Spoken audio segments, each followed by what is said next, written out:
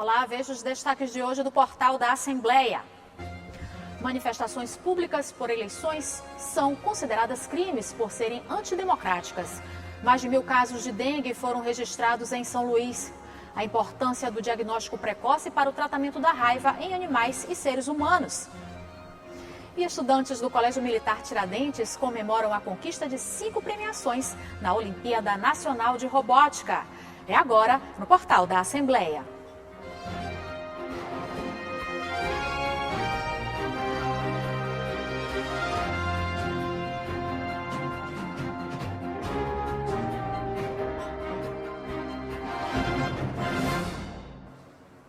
Após o resultado das eleições para presidente da República no último domingo, várias manifestações foram registradas em todo o Brasil.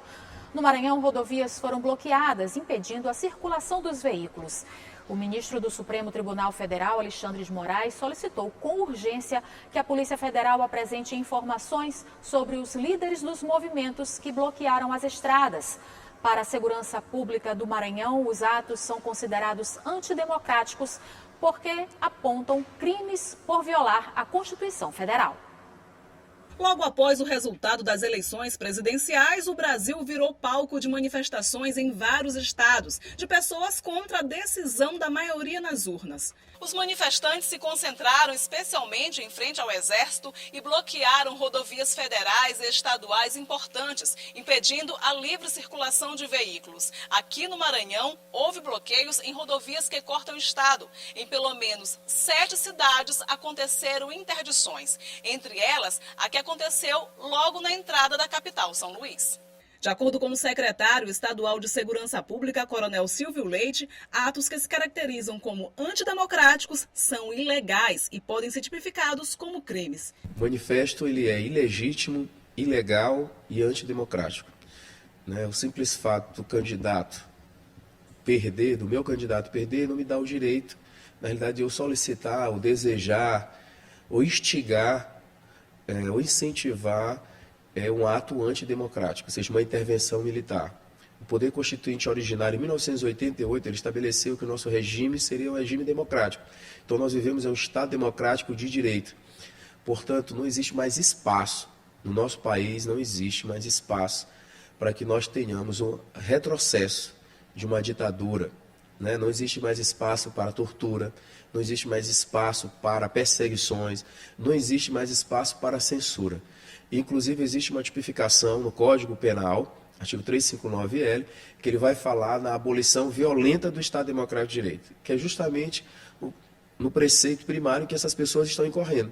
Este cientista político explica que vivemos em uma sociedade democrática por direito. Qualquer ato contrário a isto viola a Constituição Federal. A democracia, ela é uma construção, ela é um exercício. Então, atitudes como essa fragilizam ainda mais as nossas instituições, fragilizam a confiança que as pessoas têm no nosso sistema político e colocam em xeque. Então, a gente precisa entender que um dos pilares da democracia é a alternância do poder e a aceitação por parte dos partidos do resultado das urnas. Na terça-feira, o governo do Maranhão seguiu determinação do Tribunal Superior Eleitoral para finalizar os atos antidemocráticos nas rodovias maranhenses, bloqueadas por manifestantes apoiadores do candidato derrotado nas urnas. A Secretaria Estadual de Segurança Pública continua monitorando as rodovias em parceria com a Polícia Rodoviária Federal. Nós deslocamos de São Luís para 16 pontos estratégicos de todo o estado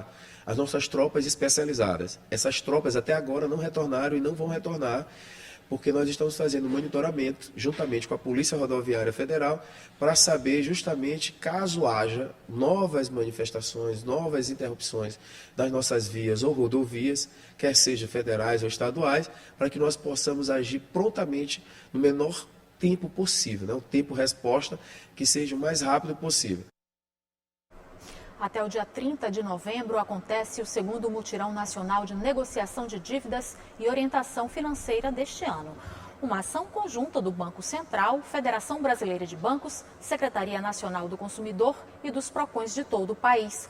O mutirão oferece oportunidade de renegociação de dívidas com descontos e parcelamentos que caibam no bolso do contribuinte.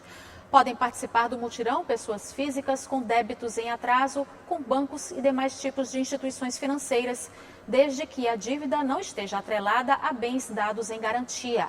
As negociações podem ser pedidas por meio da plataforma consumidor.gov.br ou pelos canais diretos das instituições participantes. De acordo com o boletim epidemiológico mais recente do Ministério da Saúde, mais de 1.000 casos de dengue foram notificados em São Luís este ano. E com a proximidade do período chuvoso, os casos tendem a aumentar.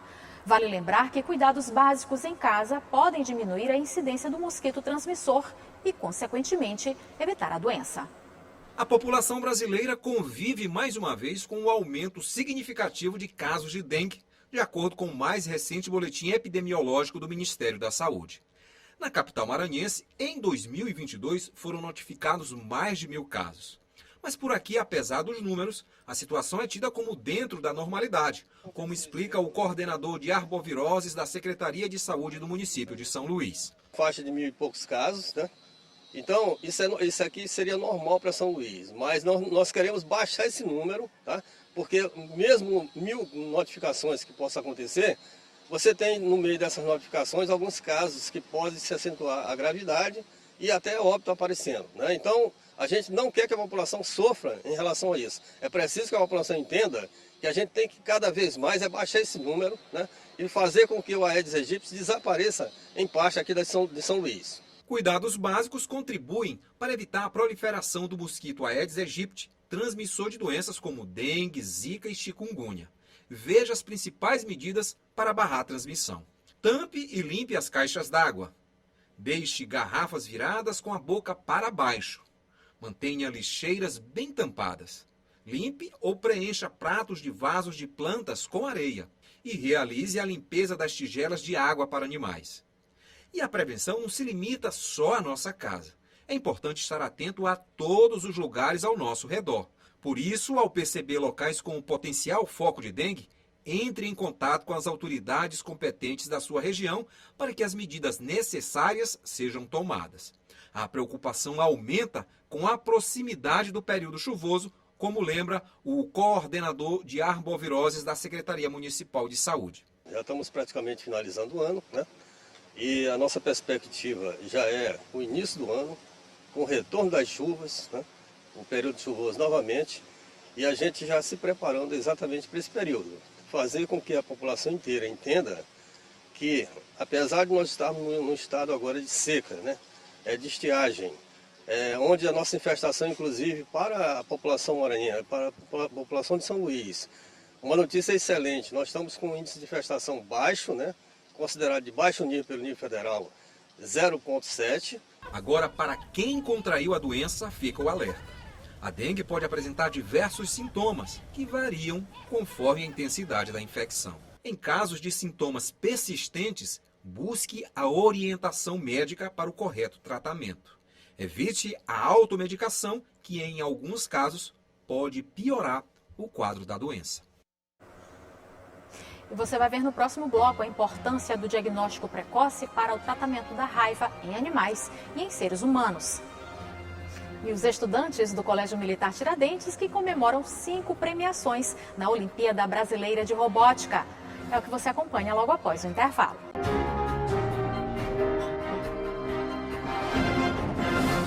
A raiva é uma doença infecciosa que afeta o sistema nervoso central de animais e do ser humano e é considerada de alta letalidade. A vacinação anual de cães e gatos é eficaz na prevenção da raiva nesses animais, o que consequentemente previne também a raiva humana. Um evento realizado em São Luís discutiu a necessidade de métodos de controle da doença. A doença da raiva é extremamente perigosa e infecciosa. Ela é causada por um vírus que compromete o sistema nervoso central e pode atingir todas as espécies de mamíferos, incluindo seres humanos. Para ajudar na prevenção da doença, autoridades do assunto discutiram, no Seminário Nacional do Controle da Raiva, temas importantes sobre a raiva em animais e seres humanos. Dr. Salim Joaquim enumera os sintomas que podem ser observados para o diagnóstico da doença. Os principais sintomas da doença no animal pelo menos numa fase aguda da doença, é um animal que se mostra agressivo. Então, essa agressividade, o que acontece? Pedimos para que as pessoas que, por acaso, não entrem em contato com esse animal, se tiver conhecimento da presença desses animais numa localidade, evitem. Dr. Salim também chama a atenção para os cuidados que devem ser tomados, incluindo a vacina. Através da vacinação, é o único meio de se controlar. Imunizando esses animais, evitando que eles venham disseminar a doença e possivelmente transmitir para os homens. A estudante de medicina veterinária Fernanda Kelly ressalta a importância de conhecer o tema devido à gravidade da doença. É muito importante para a gente ter conhecimento, porque vários animais estão na rua com raiva, aí pode morder as pessoas e pode causar a morte tanto do animal quanto da pessoa que foi mordida. Lídio Gonçalves, diretor-geral do Laboratório Central de Saúde Pública no Maranhão, defende o diagnóstico precoce para o controle do vírus. Por se tratar de uma doença com alta taxa de letalidade, o diagnóstico mais célere ele é muito importante como forma de controle da doença. Principalmente por se tratar de uma transmissão, de uma zoonose, em que diversos animais podem estar transmitindo para humanos esse vírus. Esse mapeamento também em animais que possam estar com o vírus ele é importante. Então, o diagnóstico ele é dividido entre o diagnóstico no animal, que possivelmente pode estar com o vírus da raiva, e também, em caso da transmissão em humanos, o diagnóstico em humanos. Já Cauê Ávila, presidente da Agência Estadual de Defesa Agropecuária, esclarece a importância de controlar a doença no Maranhão. E esse trabalho é fundamental porque a raiva é uma doença 100% letal e a gente tem que cuidar porque ela é um problema de saúde única, ou seja, da saúde tanto humana quanto da animal. E a gente tem que ter esse maior controle do mundo para a gente ficar livre dessa doença como um todo. E amanhã é dia de Maranhão Precioso, que vai mostrar as histórias das igrejas católicas que têm mais de 4 séculos de existência em São Luís. Juliana Spaúba faz o convite. Oi, Eli, tudo bem? No programa Maranhão Precioso deste sábado vamos fazer a Rota da Fé e conhecer a história das igrejas católicas 400 em São Luís. Iremos apreciar a arquitetura dos prédios e a riqueza do acervo religioso dos santuários mais antigos da capital maranhense. Você sabia que cada um desses monumentos está diretamente ligado ao processo de colonização de São Luís? Vem com a gente descobrir e desvendar esse Maranhão precioso. É neste sábado, às 3 da tarde. Te espero!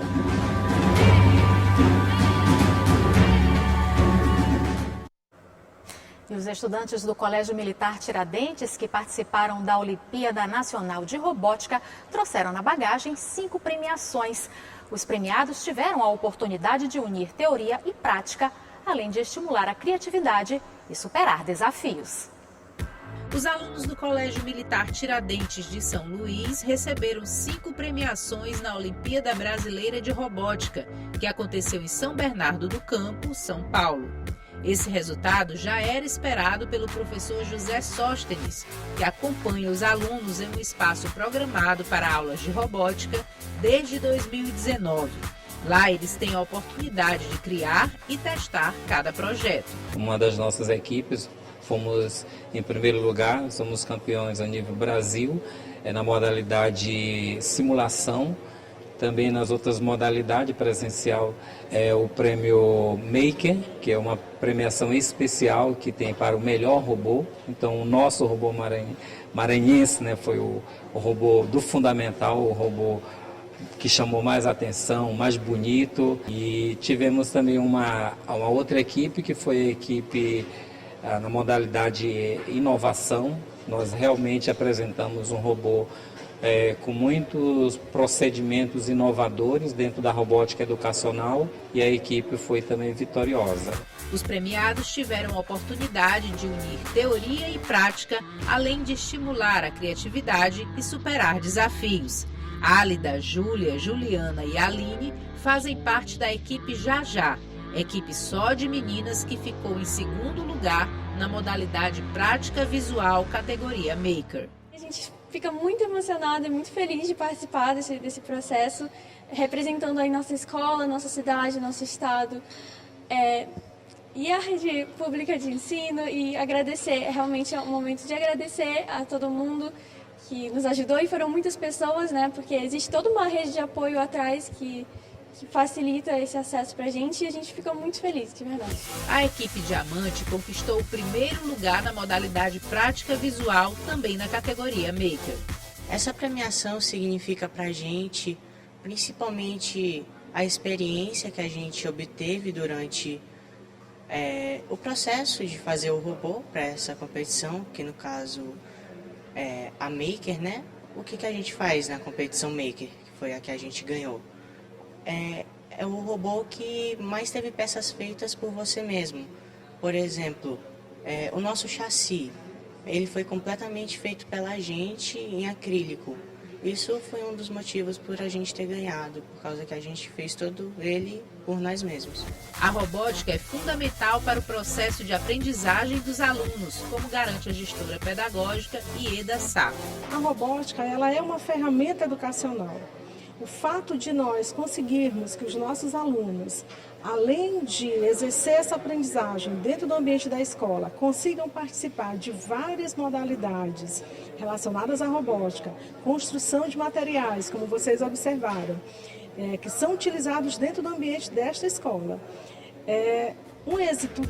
O tenente-coronel Brandão, diretor do Colégio Militar Tiradentes de São Luís, ressaltou a importância da parceria escola-família para o êxito dos alunos. O resultado, ele significa assim, aquele sabor de vitória, né? de conquista, né? De dedicação de um serviço que foi planejado, que foi executado, né? O estímulo dos pais com os nossos alunos, o apoio da Secretaria de Educação. Então tem aquele sabor mesmo assim, de conquista, de vitória, de sucesso, de representar bem o nosso Estado.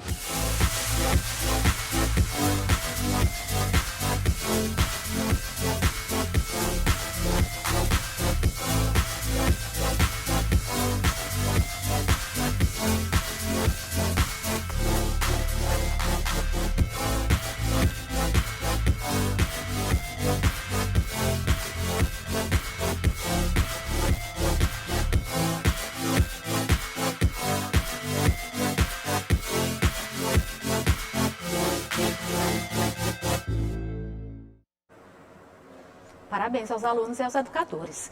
E o portal fica por aqui. Para rever as reportagens de hoje, acesse o site al.ma.leg.br/tv.